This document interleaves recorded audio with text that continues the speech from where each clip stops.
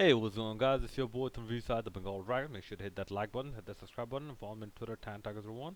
Hit that bell notification button as well. I'm here to give you my thoughts on the Joker movie 2019. Now, just to give you an idea of what I thought about this movie, this is the only movie or the first movie I have seen twice in a theater. That is, I paid to see this two times. However, don't be surprised. 8.5 out of 10. The reason why I saw this movie twice in the theater is because this is such a different type of movie from what you got in Infinity War, from what you got in Black Panther, from what you got in Endgame, from what you got in Shazam, from what you got in Spider-Man, from what you got in uh God, good lord, Aladdin, from what you got in Venom.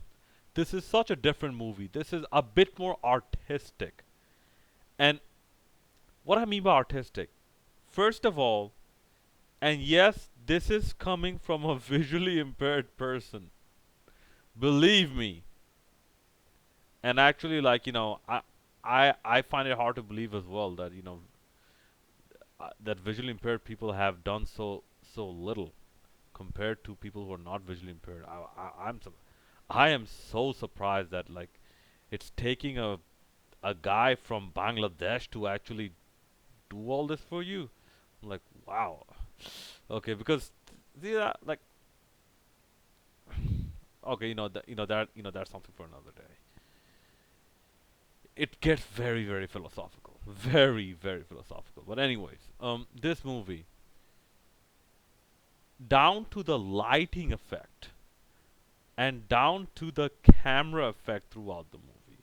There was some type of sepia tone or something in many parts of the movie which captured the essence of this movie very well, and the grim world of Gotham City very well. Joaquin Phoenix, brother, you knocked it out the park, man. You knocked it out the park with this. Some people say maybe not as good as Heath Ledger. Okay, confession. I did not watch The Dark Knight. In fact, that is one of the movies I'll be watching next. I watched The Godfather. Okay, I thought it's also very good, but it was a bit too long because a, because for a long time they go around just doing nothing and building a scene. No, no, building a scene very vaguely. Something that could have been done in maybe like one third of the time that Godfather took to build, certain scenes. Okay, I saw Star Wars. I just saw Star Wars. The 1979 remastered Star Wars. I thought that also kind of suffered the same problem. Like they try to they tr- they stick with the scene and develop it extremely slowly. Like as if people think at a much process information at a much slower speed. Maybe it was true in 1979. It's not true right now. But still, I wouldn't say it was a bad movie. It was just, oh yeah. I'm sorry to go about this tangent, but I just have to get this off my chest. I didn't think Star Wars was that great. I thought Star Wars was all right. Oh yeah, and also the action wasn't that good either. I'm sorry. The combat action, not the sci-fi action. The combat action wasn't that good either. Anyways, but getting back to this movie, things like even like I said, the lighting was very good. The the s- the sound, that sad piano, the sad violin, that was done very well. as well. In At certain times they added some comedy elements.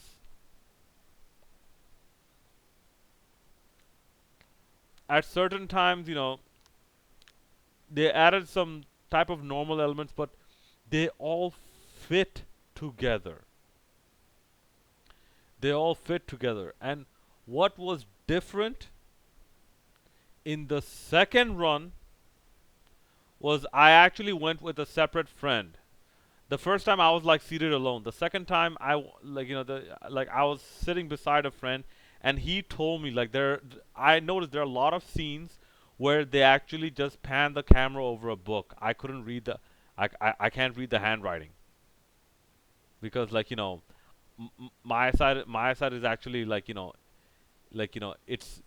it's really bad. It doesn't leave me with enough vision to actually read stuff on the screen until it's like super duper jumbo size. Okay, even though if the screen is super duper jumbo size, in context, the if the letters are small, this is why I don't like subtitles. It takes a very long time for me to read it. But anyways,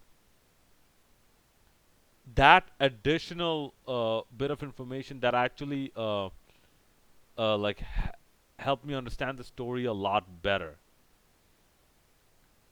Okay, and what I liked most also is the slow progression, is the very slow progression of this person into basically insanity. Like, essentially complete insanity. So that, and the way they reveal that a lot of things only happen inside Arthur's head. And the scenes where like he's practicing uh, before that the final interview, the scene where he's he's practicing in front of a mirror and whatnot, those are done and executed very well. And this movie, its strength, and no, its strength was where it basically slowly revealed how this person essentially, and see, here's the thing, here's the look, from a psychological perspective, okay, this is how misconceptions are born, because your brain always wants to wants to make sense of everything, always. This is why, like, a lot of times, you tell children, I don't understand why this happened or why that happened. You tell them, be patient, you will learn. This frustrates them a lot. Even a lot of adults, this frustrates them a lot, because you are essentially telling your brain to remain confused and don't come to a conclusion just yet. Don't make sense of that information just yet. This is and this is how this is how the brain works. It wants to make sense of everything.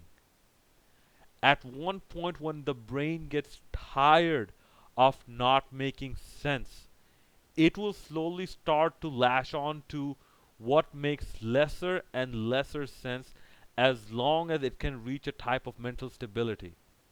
Okay, that thing was sort of explained pretty well in this movie. Like, see, the progression was was fantastic. Okay, that part, right, where Arthur, it's shown Arthur, he got a date and he was like really happy, and then his life went completely spiraling down. Yeah, he got caught with the handgun, and then he shot up those people on the train or whatnot. Then with the Thomas Wayne, like everything with Thomas Wayne, done very done very, very well. And then you realize that that date thing didn't even happen. That date thing didn't even happen.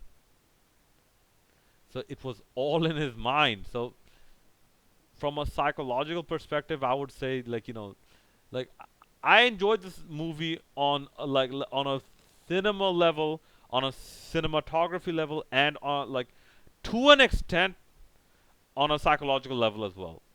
However, however,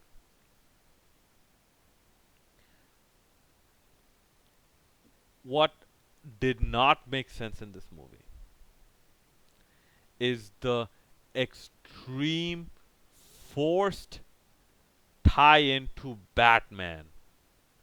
Because here's where the canonical fact it hurts the movie. The Joker from the actual Batman series that battles Batman is very smart, is very, very intelligent, can actually create devices. Not this Joker. And yes, apparently there are rumors of an original ending, that was not supposed to be the ending. See, because, like, now that I have seen, or, like, I was told, like, what the notes actually say in the book. The original ending, where this Joker was supposed to die, and, like, throw his mask off and die, and a kid was supposed to pick up this mask and become the new Joker, makes a lot more sense. Because if you remember, the last thing he read, or they showed him reading, was, "I hope my death makes more sense than my life."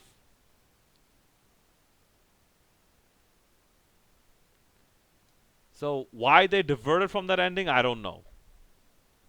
But I listen, had that ending been there, 9.75, maybe 10 out of 10. This movie, really, really, because then it attaches you on an emotional level even more.